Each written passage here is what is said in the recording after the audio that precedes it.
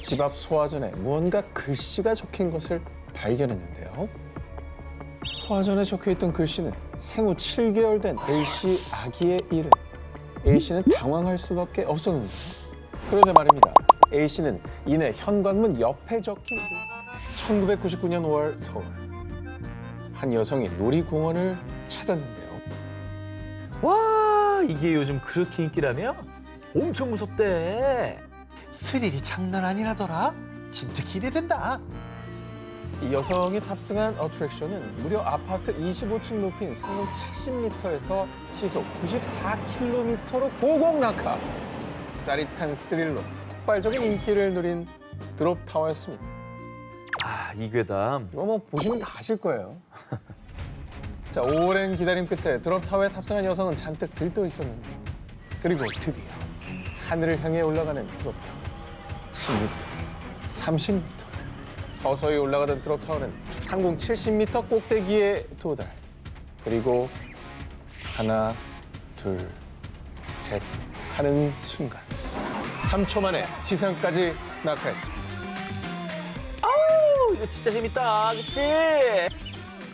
자, 그런데 정말 끔찍하게도 드롭타워 기계에 탑승했던 한 여성의 머리카락이 엉키는 사고가 발생. 이 사고로 얼굴 피부까지 벗겨지는 심각한 부상을 입은 여성은 결국 사망하고 말았습니다. 저런 얘기가 있었어요? 나 저 얘기 엄청 퍼뜨리고 다녔어. 이거 우리 때 엄청 많이 했는데? 머리가 걸려가지고. 그치, 그치. 가죽이 벗겨졌다니. 얼굴 피부까지 벗겨지는. 그렇지. 당시 PC통신을 통해 알려진 이 사건은 놀이공원 측에서 피해자 가족에게 돈을 주고 입막음을 했다라는 뒷이야기까지 더해졌는데요. 소문이 걷잡을 수 없이 확산되자 실제로 수서경찰서에서 수사에 착수. 진짜? 한 달 동안 놀이공원 인근 병원 응급실과 영안실 등을 조사했습니다. 수사 결과 이 무시무시한 이야기는 모두 거짓으로 밝혀졌고요. 당시 수서경찰서 관계자는요. 수사 중 놀이공원의 다른 어트랙션을 이용하다가 사고를 당했다는 진정서가 접수됐습니다. 이 사고가 부풀려져 유언비어가 퍼진 것 같습니다. 라고 밝혔습니다. 저럼 또 뭐라는지 알아? 돈으로 경찰 입까지 막았대. 이런다 또. 저 진짜 너무 유명한 괴담이어가지고. 진짜 유명했어. 근데 얼마나 많이들 믿었으면 경찰까지 나서 조사를 했겠습니까? 아, 저도 저거 타는데 저도 머리도 짧잖아요. 긴장했다니까요. 그럼 뭐 걸릴 거 없나? 걸릴 거 이렇게. 없나요? 맞아. 자, 그리고 이 드롭타워 괴담이 거짓인 근거가 또 있습니다.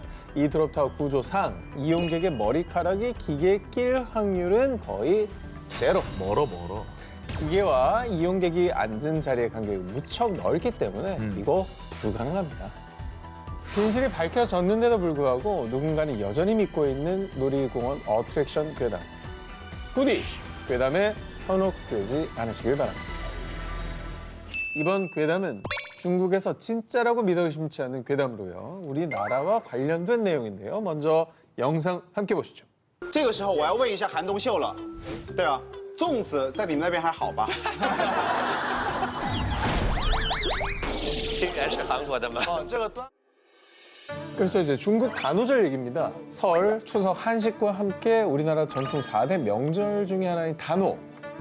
2005년 한국 단오 행사 중에서도 가장 대표적인 강릉 단오제가 유네스코 인류 구전 및 무형유산 걸작에 선정되면서부터 한국이 중국의 명절 중 하나인 단오를 뺏어갔다며 중국인들 사이에 혐한 감정이 퍼지기 시작한 건데요.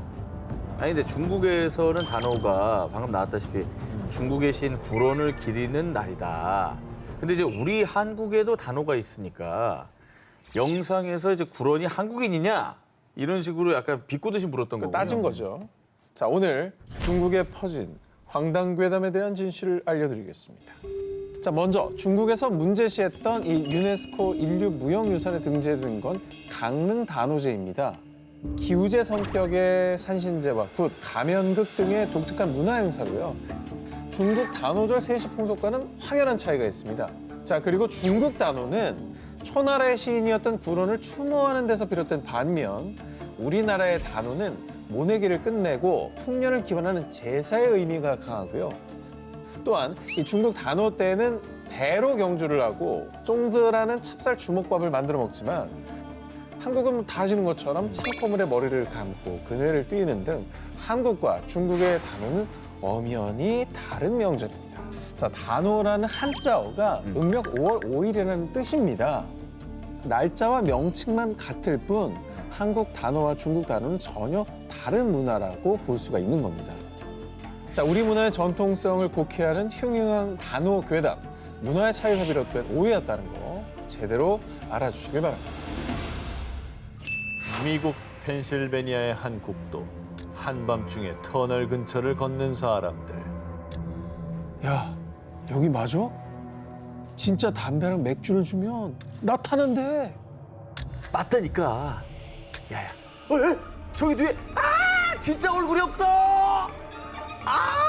내 얼굴만은 가져가지 마세요. 이들 앞에 나타난 것은 찰리 노 페이스, 얼굴 없는 남자, 일명 그린맨이었습니다. 미국, 특히 펜실베니아에선 5, 60년대부터 얼굴 없는 남자를 보았다는 목격담이 속출하며 많은 사람을 공포에 떨게 했고요. 그린맨이 얼굴을 뺏어간다는 무시무시한 괴담이 수십 년 동안 이어지고 있는데요. 근데 얼굴 없는 사람이 얼굴 뺏어간다는 괴담, 이거 가짜죠. 분명 괴담이지만 우리는 그 실제 주인공을 확인할 수 있었습니다. 먼저 그린맨의 정체는 흉악한 괴물도 악당도 아닌 평범한 남성 레이먼드 로빈슨. 뭐야 이거? 사실 그는 어린 시절 전신주 위에 있는 새 둥지를 내리려다가 그만 감전당하는 사고를 당하고 말았는데요. 실물이네. 겨우 목숨을 건졌지만 온몸에 화상을 입은 탓에 얼굴이 거의 녹아내리고 팔 한쪽도 잃게 됐습니다. 아이고. 그냥 좋은 마음으로 했던 건데. 그렇습니다. 세대를 살려주려고. 사고로 얼굴을 잃은 로빈스는 사람들이 자신을 보고 놀랄까 봐 거의 집 안에서만 생활했고요. 주로 어두운 밤에 국도를 따라 터널 인근을 산책하는 것이 그의 유일한 취미였는데요. 그런데 으아! 초록색 괴물이다! 종종 밤중에 로빈슨과 마주친 사람들이 놀라는 일이 발생. 그리고 운전 중 마주친 사람들이 헤드라이트에 반사된 그의 얼굴이 초록빛을 띤 것을 보고 그를 그린맨이라고 불렀고요. 심지어 그의 외모 때문에 얼굴을 뺏어간다는 말도 안 되는 괴담까지 퍼지게 된 겁니다. 좀 슬프다.